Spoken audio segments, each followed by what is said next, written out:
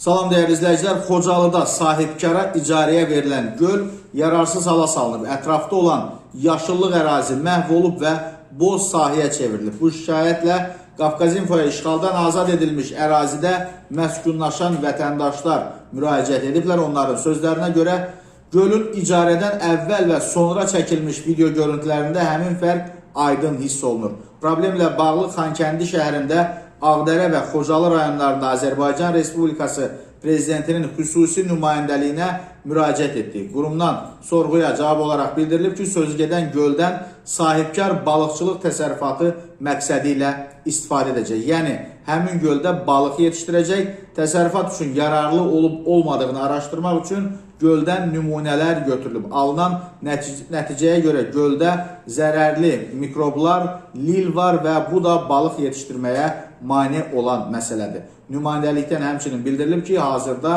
gölün suyunun təmizlənməsi prosesi gedir. Bu səbəbdən də gölün suyunun təmizlənməsinə zərurət yaranıb. Hazırda gölün təmizlənməsi prosesi gedir və yaxın vaxtlarda bu proses başa çatacaq.